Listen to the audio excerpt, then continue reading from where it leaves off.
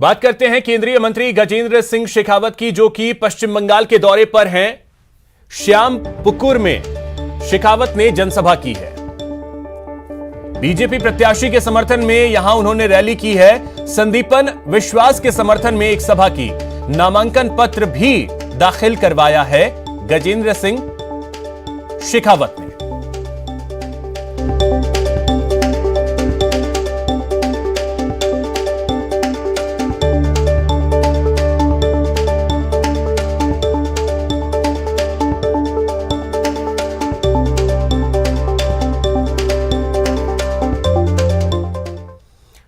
बात करते हैं विधानसभा उपचुनाव की। आज तस्वीर पूरी तरीके से साफ हो जाएगी, क्योंकि नाम वापसी का आज अंतिम दिन है। उम्मीदवार दोपहर 3 बजे तक अपना नामांकन वापस ले सकते हैं। तीनों विधानसभाओं में 53 उम्मीदवार मैदान में अभी तक हैं। स्थिति 3 बजे के बाद पूरी तरीके से क्लियर हो जाएगी।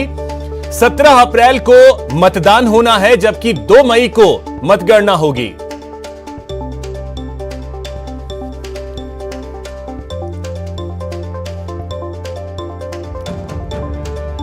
राजसमंद विधानसभा उपचुनाव में बीजेपी को बड़ी राहत मिली है। बीजेपी से भागी निर्दलीय प्रत्याशी गिरिराज कुमावत ने अपना नामांकन वापस ले लिया।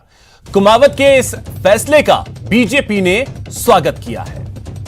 तो पहले सहाड़ा और अब राजसमंद दोनों जगहों पर बीजेपी के लिए राहत की खबर है। राजसमंद से निर्दलीय प्रत्याशी के तौर पर अपना नामांकन दाखिल करने वाले गिरिराज कुमावत ने अपना नामांकन वापस ले लिया।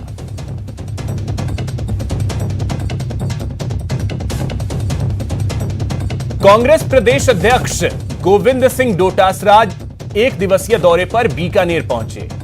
कलेक्ट्रेट पर कांग्रेसी कार्यकर्ताओं ने डोटासरा का स्वागत किया। डोटासरा ने जिला स्तरीय अधिकारियों के साथ मीटिंग ली। तो वहीं उपचुनाव में कांग्रेस की भी जीत की बात कही। डोटासरा से बात की हमारे संवाददाता सतवीर सिंह ने।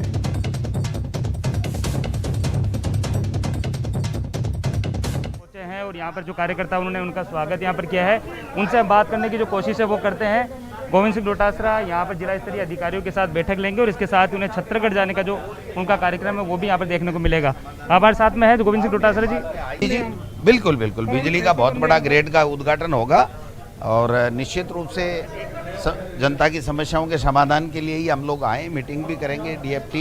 DMFT जो फंड है उसकी से विकास के काम भी कराएंगे, सारी चीजें। सर, चुनाव को लेकर किस तरह देखते हैं? कांग्रेस किस तरह बैठे? चुनाव जीतेंगे, तीनों चुनाव जीतेंगे, क्योंकि भारतीय जनता पार्टी का चाल चरित्र चेहरा सामने आ चुका है। डराना, धमकाना, दुरुपयोग करना, संवैधानिक संस्थाओं को समाप्त करना, लोगों को उसके व्यापारिक समाप्त करने की धमकी देना, ये सब चीजें जनता देख रही है। किसानों को लेकर किस तरह देखते हैं?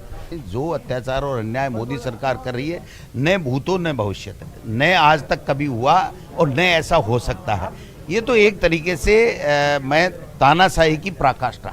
ये तो गोविंद सिंह डोटासरा जो बीकानेर यहाँ पर पहुंचे हैं, यहाँ पर अधिकारियों के साथ में जो मीटिंग है वो लेंगे और इसके साथ ही छत्तीसगढ़ में GSS का लोकार्पण भी करेंगे। उसके साथ ही उन्होंने साफ तौर पर कहा कि उपचुनाव में कांग्रेस की जो जीत है वो पक्की है और जिस तरीके से बीजेपी अपनी रणनीति बना रही है उसे जनता पूरी सिरे से नकार देगी।